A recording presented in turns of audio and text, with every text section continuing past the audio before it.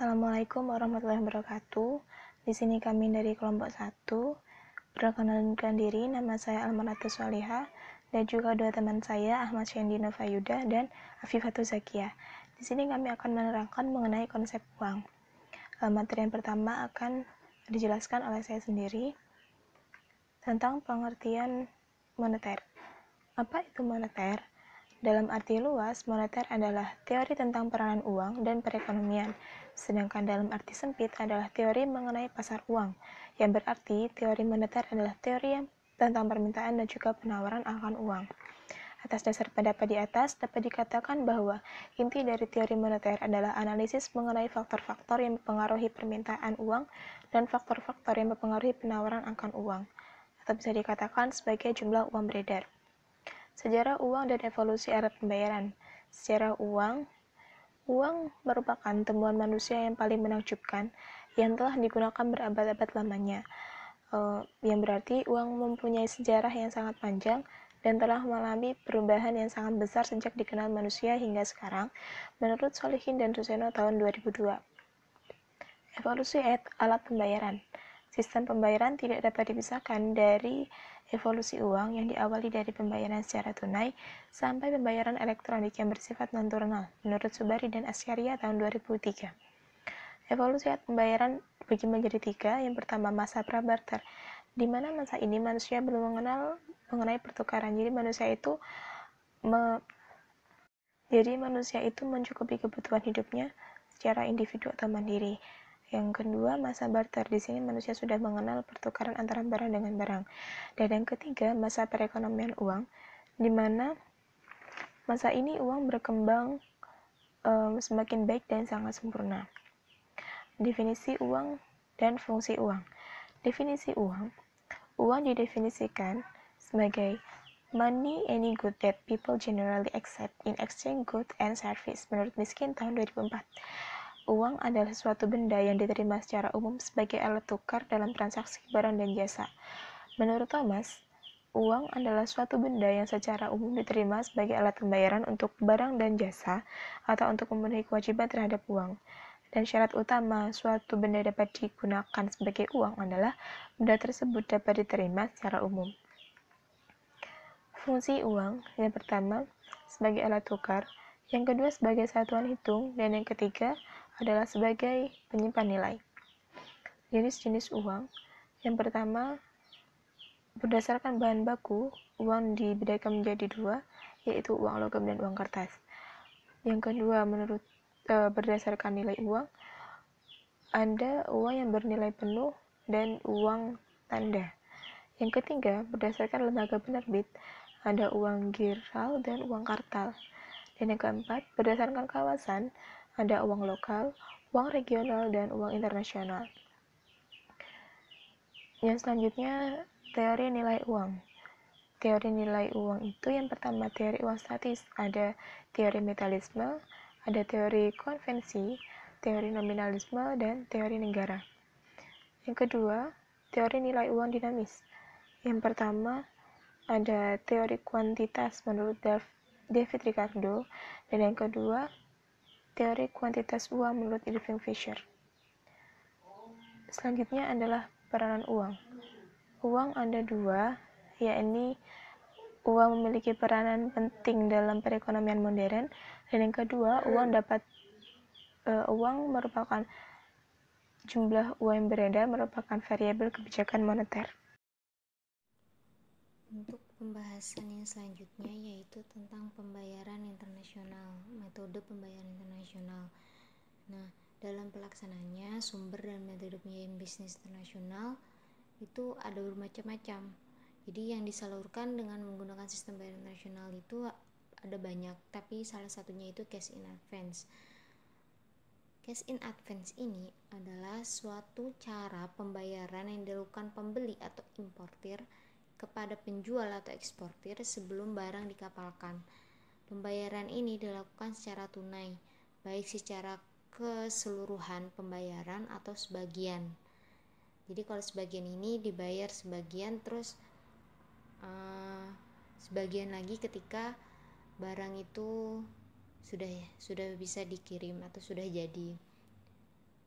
selanjutnya yaitu syarat-syarat transaksi pembayaran ini. Pertama yaitu importir harus mempunyai kepercayaan kepada eksportir akan mengirimkan barang. Jadi harus ada ikatan saling percaya. Terus yang kedua yaitu importir mempunyai likuiditas yang cukup untuk memperoleh model kerja melalui fasilitas ekspor. Terus yang ketiga yaitu negara importir tidak melarang pembayaran di muka. Jadi baik negara importir atau negara eksportirnya itu harus sama-sama punya regulasi, tidak ada pelarangan dalam pembayaran di muka ini. Selanjutnya yaitu kelemahan transaksi pembayaran ini.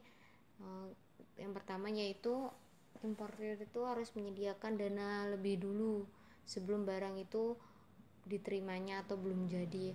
Terus yang kedua yaitu pembeli menanggung risiko kemungkinan penjual itu tidak mengirimkan barang, penjual itu lambat dalam mengirimkan barang dan sebagainya. Lalu metode dalam pembayaran cash in advance ini ada 6 macam, yaitu pertama telegraphic transfer, 2 wesel, yang ketiga international money order, yang keempat travel check, selanjutnya personal check, dan yang terakhir yaitu cash money.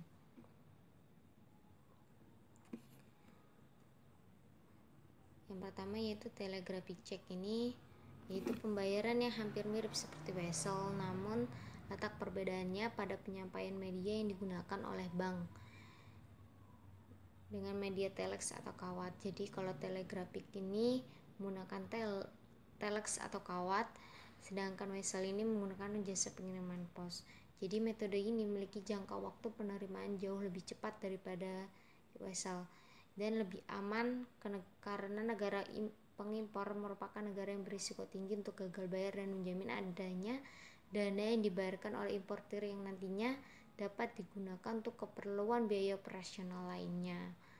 Terus yang kedua yaitu wesel. Wesel ini sejenis surat yang dibuat oleh bank domestik yang ditujukan oleh bank koresponden dari negara penjual tersebut dengan nilai nominal sebagaimana yang disebutkan dalam wesel tersebut kepada simbol surat wesel atau kepada pihak tertentu seperti yang disebutkan di dalamnya. Terus yang ketiga yaitu international order money. Nah, ini prinsipnya hampir sama dengan yang digunakan pada check draft. Namun letak perbedaannya ada kewajiban memiliki saldo account pada bank korespondensi. Pada banker check draft ini yang akan menarik surat wesel harus memiliki saldo account yang pada bertindak sebagai drawernya. Terus yang keempat yaitu travel check. Travel check ini adalah instrumen pembayaran sejenis wesel yang diterbitkan oleh bank yang memerintahkan bank tersebut untuk memberikan pembayaran kepada seseorang yang menunjukkan cek tersebut. Jadi lalu travel check ini juga memiliki syarat. Yang pertama, adanya kepercayaan cukup besar dari bank-bank di berbagai negara terhadap bank atau lembaga keuangan yang menerbitkan travel check tersebut. Terus yang kedua yaitu nilai yang tercantum dalam travel check dinyatakan dalam mata uang yang kuat. Dan yang terakhir yaitu travel check tidak mudah dipalsukan. Yang kelima, metode yang kelima yaitu personal check. Cek yang dikeluarkan oleh individu yang memiliki saldo account di salah satu bank internasional. Dalam artian yang luas, cek ini perorangan meliputi di samping cek yang dikeluarkan oleh perorangan juga cek ini dikeluarkan oleh lembaga-lembaga non-bank. Jadi bagi pengirim pembayaran ini sangat menguntungkan karena penerbitan rekeningnya itu memakan waktu yang cukup lama dan penerimanya itu kurang menguntungkan karena akan makan waktu yang lama. Sedangkan biaya pembayaran di muka ini seharusnya bisa dibuat untuk operasional lainnya dalam pembuatan pesanan barang tersebut. Terus yang terakhir yaitu cash money, yaitu pembayaran dilakukan kepada pihak penjual atau eksportir dalam bentuk uang tunai atau uang kertas atau uang logam yang dalam perbankan disebut dengan banknot. Biasanya pembayaran ini dilakukan untuk produk agribisnis atau pengeluaran wisatawan mancanegara ketika membeli barang atau menggunakan jasa, hotel, transportasi, dan sebagainya. Baik, untuk yang selanjutnya kita akan membahas tentang money in utility atau uang dalam utilitas. Yang pertama, pengertian uang dalam utilitas. Apa sih utilitas itu sendiri? Yaitu tingkat kepuasan yang diperoleh setiap individu dari mengkonsumsi suatu barang atau melakukan aktivitas tertentu dalam jumlah tertentu. Nah, untuk selanjutnya yaitu ada teori nilai guna atau utility. Teori ekonomi konvensional menggambarkan tingkat kepuasan seseorang terhadap suatu barang atau jasa demi memuaskan keinginannya sebagai utilitas. Fungsi utilitas juga menggambarkan adanya tingkat kepuasan mengkonsumsi jumlah barang pada jumlah tertentu. Jadi, semakin banyak jumlah barang yang dikonsumsi oleh individu tersebut, maka semakin besar pula tingkat kepuasan yang didapatnya.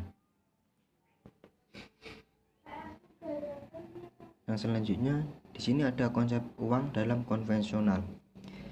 Dalam ekonomi konvensional, mengartikan uang sebagai alat tukar dan uang sebagai kapital atau modal, atau sebagai alat penyimpan kekayaan.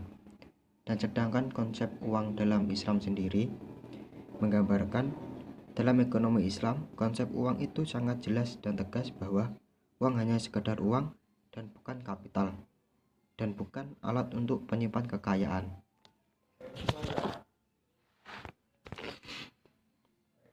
Selanjutnya, fungsi uang dalam konvensional. Yang pertama, ukuran kebahagiaan dan keuntungan. Perspektif konvensional bahwa ekonomi khususnya tentang masalah uang adalah untuk mendapatkan dan mencari keuntungan yang sebanyak-banyaknya. Ukuran kebahagiaan manusia ditempatkan dalam seberapa banyaknya uang yang dia miliki. Padahal tidak selalu orang yang memiliki uang banyak selalu mendapatkan kebahagiaan. Yang kedua, modal. Perspektif konvensional juga memandang bahwa hal utama adalah uang menjadi modal dasar. Jadi, setiap kegiatan yang kita lakukan didasarkan pada modal awal yang kita miliki atau yang kita punyai. Yang selanjutnya, fungsi uang menurut Islam. Yang pertama di sini ada alat tukar dalam transaksi ekonomi.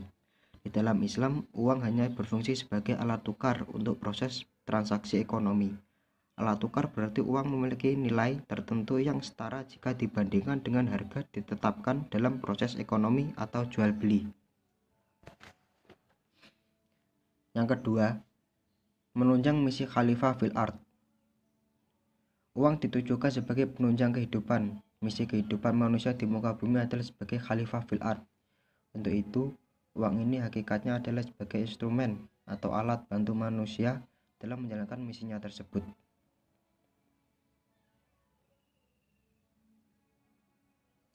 Yang ketiga, bukan sebagai tujuan hidup. Uang dalam Islam bukan sebagai tujuan hidup sebagaimana orang-orang materialistis melainkan sebagai alat saja.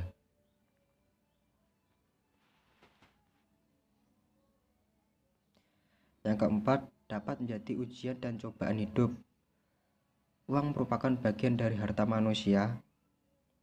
Ada banyak uang yang minimnya uang dapat membuat ujian kehidupan manusia. Allah melarang umat Islam untuk miskin atau tidak memiliki harta. Namun Allah pun menyuruh manusia untuk tidak hidup berlebih-lebihan. Kehidupan sederhana dan cukup adalah hal yang seharusnya dipikirkan dan dijalankan oleh umat Islam. Yang selanjutnya, sini ada konsep Islam mengenai utilitas. Konsep Islam tentang utilitas seperti yang sudah diuraikan bahwa uang diakui hanya sebagai medium of change dan unit of account dan tidak lebih dari ini. Artinya, fungsi uang hanya sekedar sebagai medium dari barang yang satu berubah menjadi barang yang lainnya. Jadi dalam konsep Islam, uang tidak masuk dalam utility kita atau utilitas kita, karena sebenarnya manfaat yang kita dapatkan bukan dari uang itu sendiri, tetapi dari fungsi uangnya. Yang selanjutnya yaitu landasan mengenai uang. Yang pertama, tentang dinar. Allah Maha Tinggi menunjukkan dinar dalam ayat suci Al-Quran surat Al-Imran sebagai berikut. Bismillahirrahmanirrahim. Wa min ahli kitabi man in ta'manhu biqintarin yu'addihi ilaika wa minhum man in ta'manhu bidinarin la yu'addihi ilaika illa ma dumta alayhi qa'ima. Dzalika bi annahum qalu laisa 'alaina fil ummiyina sabil wa yaquluna 'ala Allahil kadziba wa hum ya'lamun. Ya, artinya di antara ahli kitab ada orang yang tidak kamu percayakan kepadanya harta yang banyak dikembalikannya kepadamu, dan di antara mereka orang-orang yang jika kamu percayakan kepadanya 1 dinar tidak dikembalikannya kepadamu kecuali jika kamu selalu menagihnya. Dan demikian itu lantaran mereka mengatakan tidak ada dosa bagi kami terhadap orang-orang ummi. Mereka berkata dusta terhadap Allah, padahal Allah mengetahui. Yang selanjutnya, Allah juga menunjukkan dirham dalam ayat surat Yusuf. Bismillahirrahmanirrahim. Wasyarawhu bithamanin bakhsin darahima ma'dudatin wa kanu fihi minaz zahidin.